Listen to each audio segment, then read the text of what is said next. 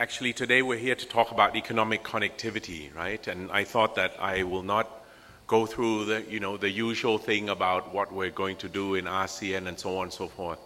I wanted to share with you, from a practitioner's point of view, what is the situation on the ground and what my perspective is, as if I were talking to an editor from newspaper, okay, which I do quite a lot. And so people often ask, when we propose, I don't have any slides at this point in time, it'll come later. When I present to the bosses or present to stakeholders, they say, what are you trying to achieve, with economic connectivity? And what Thailand tries to do is we push the connectivity agenda everywhere, okay, all right? And the thing we say is we try to make, all the different countries, and especially ASEAN, a single economic space. An economic space where our business people can work without limit. Now you might think, from an Indian perspective, what does that mean? With the introduction of GST in India, that made the ease of doing business, jump many times, for foreign investors in India. For example, our Thai companies, India suddenly became a unified country as far as the tax system was concerned. Otherwise, India was just like the 10, you have 29 states, but it's just like the 10 ASEAN countries where at the border checkpoint, you have to go through customs, immigration, quarantine, or you have to change systems. So the GST was a big step in unifying the country. Sometimes when we study multilateral economics, and then you think, okay, the US is pushing things in WTO or negotiating FTAs and so on and so forth, and they have their position, right? What is the main driving force? Basically, to make American businessmen be able to step into Malaysia, into Thailand, and so on, and have the system as similar as possible to what they have back home. So this is what we're trying to do with economic connectivity. Apart from the physical connectivity, we want the systems to be more or less as closely as possible harmonized, or as in the OECD they like to say, interoperable. They don't have to be the same, but they have to work together, okay? It takes time. So I would say that the groundwork is already laid for what we need to do. We just need to get on with doing it. In India, we talk about the new India at 75. In the year 2022, new India. There's more and more reform and integration, improvement in ease of doing business is fantastic, The year before last, Thailand was the second most improved, and I keep telling Indian colleagues, especially at Invest India, the foreign investors' best friend, Invest India. They have the brightest people, and it's free. Not many things in life are free, but the services of Invest India are free, and they do a fantastic job.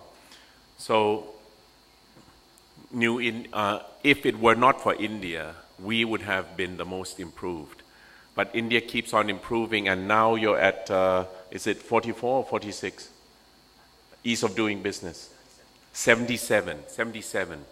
And we are at 26.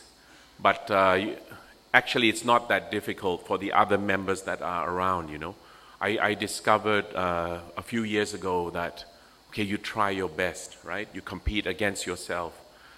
But actually, if you go for tuition, you can score better. So we like India and some others, we started going to IMD, we went to, all the consultants and asked for advice, on how to better reform ourselves, including OECD and so on and so forth. So that's how you do to improve. Now, for the ASEAN, we have the ASEAN Economic Community set within the ASEAN community. There have been reams and reams of instructions and what we need to do. We just need to get on with it, okay? So people used to ask, what is your vision of ASEAN? They don't understand, all this integration and so on and so forth, okay? So I said, think of the EU. Okay, and then they say, oh, do we want to have a single currency? I said, okay, we don't have to do everything that they do. Okay, perhaps we won't have a single currency, but think of the EU. And think of a European citizen, If you go and meet a German, they might, you ask him, where are you from? He might say he's from Germany, but he also might say, I'm from the EU. So that's what we're striving for, So one economic space, one community where you guys feel as much ASEAN as, from the different components of ASEAN. Like in your own countries where you say you have different ethnic groups and so on and so forth. So that's what we're aiming for. Single economic space, single community. Now, what are the challenges to integration? I think you'll find nowadays it's economic nationalism. A lot of people, I wanted to say a lot of people love their countries. Let's say everyone loves their country. But sometimes, or like you love your children or your parents love you, but you can also do it in the wrong way. I'm sensing, a rise of economic nationalism and return of protectionism. That I think by now, people should be able to see what is good in the long run.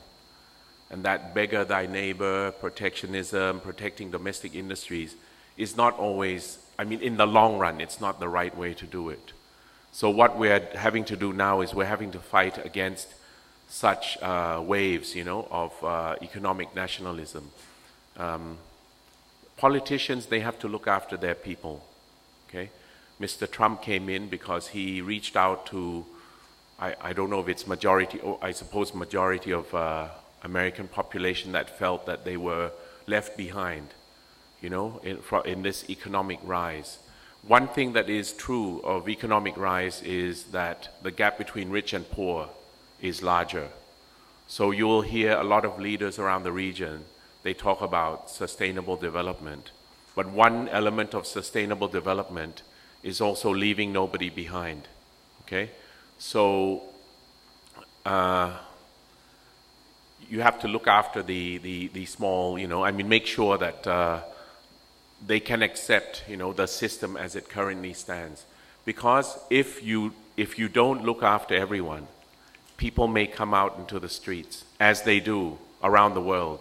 You check on the internet, check on the news. Protesters everywhere, not only in the poorest countries, sometimes in the richer countries, because they feel that the system is not responding to them. So when we do economic connectivity, another element is the sustainability part, the environment, but also the inclusiveness.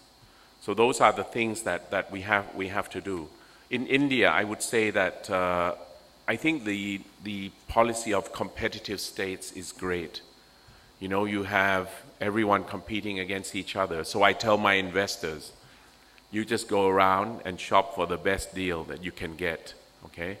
But on the other hand, I think that it can be more simplified. It's also something that we have to do in ASEAN, which is basically look at the whole region.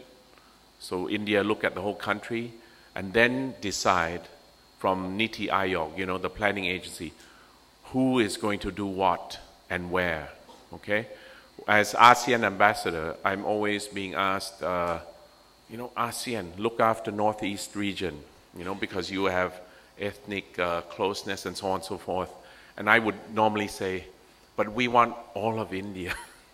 We want to be able to do business in all of India. And then I also tell, like tomorrow with the Chief Minister of Assam, I will say that the economic wave is coming, with reform in India and reform in ASEAN. Things take time. We already know, that it will come. The flights are coming. The tourism is on the increase. The investment is coming. You have to be patient. And, with the roads and so on, that's hardware connectivity. You have to do the software connectivity as well. I see a colleague from Laos, I took the ASEAN foreign ministers on a road trip from Thailand to China on Route 3A. And some of the things we encountered were, okay, Chinese bus can come right through to Laos to the border with Thailand, okay? But Thai bus can cross to Laos, but that's it, you know, we cannot cross into China and so on. So it's not yet seamless, you know, and so on and so forth. And your former Prime Minister, he mentioned that this cannot be, you know, that the trip, you know, journey takes 5 hours, and then they have to wait 5 hours at the border checkpoint, either with Thailand or with Laos, you know. And often among ASEAN borders, we have to transfer goods from one truck to another nation's truck, you know. These things are all economic costs. So we can go and talk about ASEAN community and so on and so forth, but we have to make it seamless at the border. So in the same way, in preparation for the trilateral highway, so I would say things like, let's do training, you know, for customs, immigration, quarantine. Even in Thailand, our own country, you think it's a modern country. I've been to meetings with, you know, cabinet ministers and so on, and then they say, okay, we need to build truck stops, you know. And then they said, okay, maybe for 10 trucks, you know, and I say, sir, you know, have you not watched TV? You look at the American truck stops, hundreds, you know, and you can fix the truck, you can stay, you can, you know, even, you know, soup up the engine or whatever, you know, it's like a little city. So sometimes it takes time for people to adjust. In ASEAN, we had something called the single window, okay? Applying to, like, instead of 40 desks, you have one portal. That was supposed to be achieved by 2005, when I did trade facilitation agreement negotiations in WTO. So Thailand proposed, you know, for single window. Because I knew that, I thought naively, you know, that since we agreed in ASEAN to do by 2005, then we can do it in WTO by 2005 plus a few years. Now, 2019, we're still to complete ASEAN single window. I mean, all 10. See, so sometimes you have to be a little bit patient, okay? But everything that needs to be thought is already on paper, okay? We don't yet have ASEAN passport, ASEAN visa, or so on and so forth. But anyway, now, the next, what do we need to do? I hope some of you have heard of Regional Comprehensive Economic Partnership, RCEP, okay?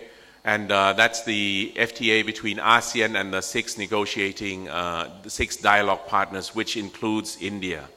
We made a lot of progress with India last year, and we're hoping, I mean, the leaders, you know, maybe they should stop saying that they'll try and conclude by such and such a date. It's like the WTO Doha round, you know, people don't say anymore that we will conclude it by such and such a date because you'll just discredit yourself. But we are so close, you know, that if I'm not mistaken, 17 out of 15 areas, or 7 out of 15, that we hope to do it this year, okay? And that will send a positive message to an increasingly protectionist world that there is, you know, room, or there are people that are still doing trade liberalization. Recently, Japan and the EU completed their FTA. Actually, as a Thai policy, we will go for any FTA that we can, because while some markets close, we need to open up others, okay? Because in the end, you know, we are still trading nations. Let's say there's another ASEAN country that I'll not mention the name, right? So they're trying to come up with their own domestic industry in a certain product. So they've suddenly lifted all their non-tariff barriers. So each piece of our product going to that country now has to pass technical inspection. What happened? We were so worried that our exports would fall. But actually, during that time, the period that it was implemented last year, they went up. So, you know, if you have a good product and the consumers know it, your non-tariff barrier cannot keep the product out. Okay, so actually our market share increased but it is a nuisance, okay? The other one is we need to rationalize. I mean, resources are limited, right? And there's so much, could I have the first slide? There's so much duplication going on, you know, in this region. Anyway, what I'm going to talk about is something called this. This is a failure of product design, you know. Have you heard of Mekong Ganga? Okay, this is the Thai version of Mekong Ganga, but it's river in Myanmar, river in Thailand, and Mekong goes through other countries, you know. This is basically CLMTV, Cambodia, Laos, Myanmar, Thailand, Vietnam, okay? I always sell CLMV as the best value real estate in ASEAN.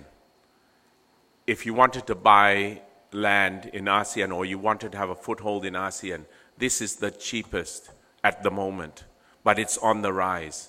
And these countries, except for Thailand, will be the fastest growing countries, you know, in ASEAN.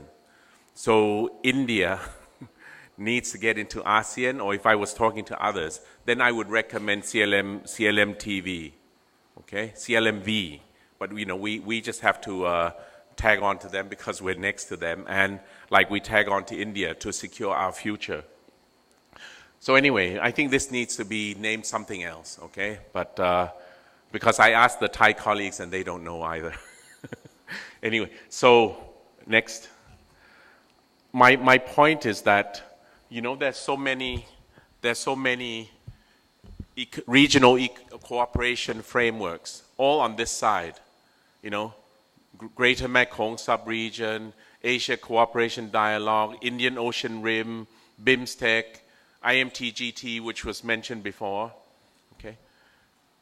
And that takes up a lot of resources, and there's a lot of duplication.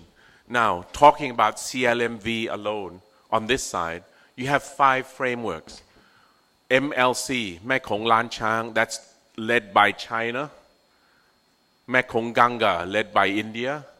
Mekong Japan, obvious, good name. LMI, Lower Mekong Initiative, led by US. And then Mekong ROC, Mekong Korea, okay? And of course you have Belt Road Initiative, Free and Open Indo-Pacific, okay? Next. That's a lot of resources, basically working on this area, CLMV, and Thailand is there, okay? So what we want to do is to synergize all the resources, okay? So that I used to do this, you know, when I was in Thailand, and I didn't mind, you know, flying to Japan, to Korea, here, there, and everywhere, and it's like here, they pay for the airfare. Then one day at one of the meetings, you know, it's called Friends of the Lower Mekong, they sat down and they said, what would you guys like to see from us? So I said, I'd like to see all of you guys sit around at the same table, you know, and so that we can reduce the travel time and the time wastage and resource wastage. So this was mentioned in the presentation by Laos already. You know, India will be able to connect right to east coast of Vietnam. Okay, one thing I will admit that we are a little bit afraid relating to trilateral highway is that India is very advanced, you know. Your logistics companies, you don't have any foreign ownership limitation. So it can be 100% owned. So all of the 4 major companies, DHL, UPS, and so on, they're in India. And if we open up from Delhi to Bangkok, we're very scared that our domestic industry will be wiped out, okay? So that is one sticking point. I've mentioned it in the newspapers as well. Anyway, next. So what Thailand is about to do in either February this month or at the latest March is to ask, I mean, we've done this master plan. We put everything into one place, okay? Next. Yep. So what does it do? It brings all of the frameworks into one, and we aim to minimize duplicity and intra-competitiveness, prioritizing projects. This is not new, you know, we do it in APEC. So in APEC we have a handbook of all the projects, you know, in the APEC region that you can choose. You know, you can do it PPP or whatever. So this is what we want to do with the CLMV, part of ASEAN. Aiming at connectivity, human resources development, sustainability. Okay, next.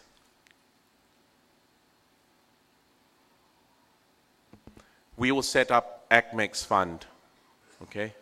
And ACMEX master plan will be used as a reference in other frameworks. Last. Okay. Last, next. I thought this was the last. Okay, no, come back. Now, this is where India is involved. So all of those countries that had frameworks, China, Japan, Korea, USA, India, Australia, will join as the first batch of development partners to CLMV. Okay? Identify, support specific areas of interest. You know, India could do trilateral highway and so on, and then make contributions. Japan has already said okay. Basically, they said as long as we import, you know, the priorities from the Mekong Japan into this framework. The others are okay, so we're waiting for India. So this is just the latest news that I'd like to share with you in terms of what we're doing on connectivity, economic connectivity. Thank you very much and keep working.